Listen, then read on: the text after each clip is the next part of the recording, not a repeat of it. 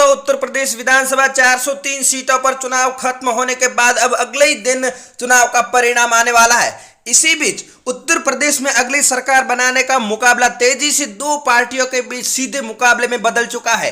एक तरफ भारतीय जनता पार्टी अपनी जीत के दावे कर रही है, तो अखिलेश यादव की समाजवादी पार्टी इस बार सत्ता पर काबिज होने के लगातार दावे करती नजर आ रही। अब किसके खेमे में जनता का वोट झुकेगा, यह 10 मार्च को पता चलेगा। इसी बीच कुछ सीटों का ओपिनियन पोल हम आपके सामने लेकर के आए। दोस्तों, वीडियो के अंत तक बने रहे और पहली बार चैनल पर विजिट किया है तो चैनल को सब्सक्राइब जरूर कर दे। दोस्तों, इस बार यूपी की जनता किसको अपना प्रधान चुनेगी, दोस्तों यह 10 मार्च को पता चलेगा। इसी बीच कुछ सीटों का ओपिनियन पोल आपके सामने है। हम सबसे पहले बात करेंगे दोस्तों वाराणसी की, जहां पर भारतीय जनता पार्टी को जीत दर्ज होती नजर आ रही है। अगली बात करें हम आपके सामने आजमगढ़ की, तो यहां पर समाजवादी पार्टी को भारी मात्रा में जीत दर्ज होती नजर आ रही है।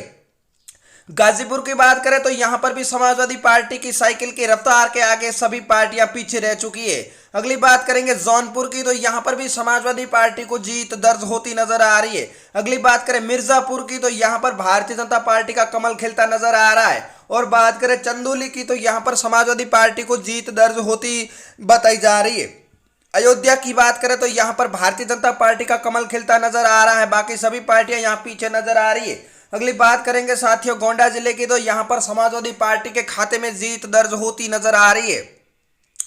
अगली बात करें प्रयागराज की, तो यहां पर भारतीय जनता पार्टी का कमल खिलता नजर आ रहा है, बाकी समाजवादी पार्टी यहां पर पीछे नजर आ रही है। अगर प्रतापगढ़ की बात करें तो यहां पर भी भारतीय जनता पार्टी को जीत दर्ज होती बताई जा रही है। अमेठी की बात करें तो यहां पर भी भारतीय जनता पार्टी के खाते में जीत दर्ज होती बताई जा रही है। और बात करें चित्रकूट की, तो यहां पर भी भारतीय जनता पार्टी का कमल खिलता नजर आ रहा है। अगली बात करें कौशाम्बी की, तो यहां पर समाजवादी पार्टी की साइकिल के रफ्तार के आगे सभी पार्टियां पीछे रहती नजर आ रही है। अगली बात करें बाराबंकी की, तो यहां पर भी समाजवादी पार्टी को जीत दर्ज होती नजर आ रही है। बात करें सुल्तानपुर की, तो यहां पर भी समाजवादी पार्टी को जीत दर्ज होती बताई जा रही है। बात करें बहराइच की, तो यहां पर भारतीय जनता पार्टी के खाते में जीत दर्ज होती बताई जा रही है। अगली बात करें सीतापुर की, तो यहां पर भी भारतीय जनता पार्टी के खेमे में 7 सीटें जाती नजर आ रही है।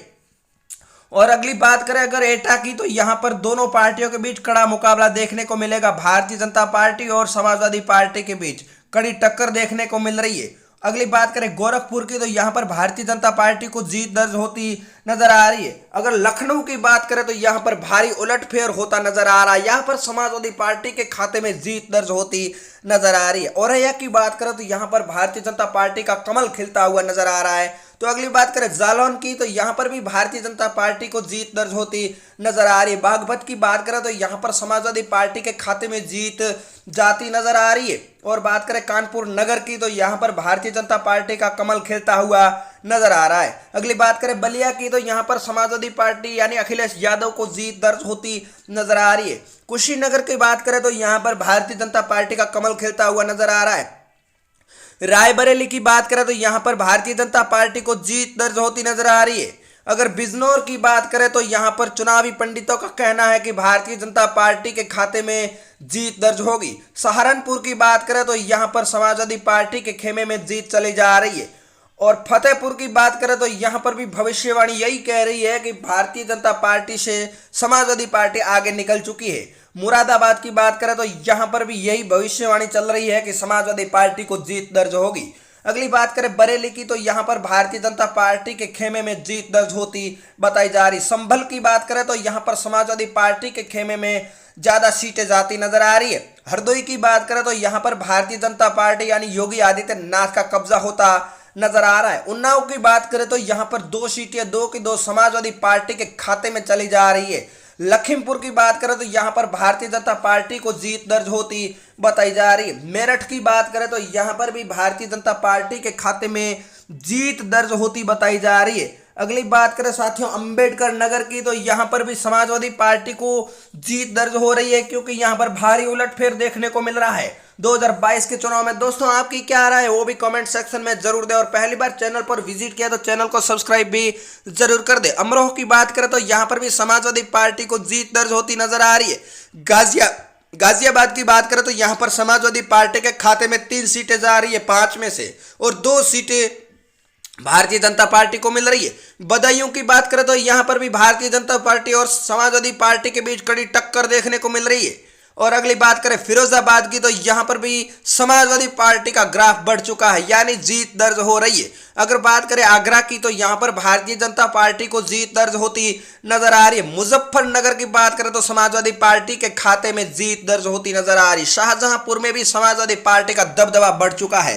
अगली बात करें देवरिया की तो यहां पर भारतीय जनता पार्टी का कमल खेर ताल नजर आ रहा है। तो हमीरपुर की बात करें तो यहां पर समाजवादी पार्टी के खाते में जीत दर्ज हो रही है। बागपत की बात करें तो यहाँ 3 सीटें, एक बीजेपी, एक समाजवादी पार्टी और एक बीएसपी के खाते में, यानी कि यहां पर तीनों पार्टियां बराबर की टक्कर देती नजर आ रही है। महोबा की बात करें तो यहां पर भारतीय जनता पार्टी का कमल खिलता नजर आ रहा है। तो काशीराम नगर में भी दबदबा योगी आदित्यनाथ का ही लगा रह रहा है। इटावा की बात करें तो यहां पर समाजवादी पार्टी की साइकिल की रफ्तार आगे निकल चुकी है। तो बुलंदशहर की बात करें यहां पर योगी का कमल खिलता नजर आ रहा है। साथियों, आपकी क्या राय कमेंट सेक्शन में जरूर दें और पहली बार चैनल पर विजिट किया तो चैनल को सब्सक्राइब जरूर कर दें और अपनी राय भी कमेंट सेक्शन में जरूर दें कि आपके क्षेत्र में कौन सी पार्टी जीत दर्ज कर रही है।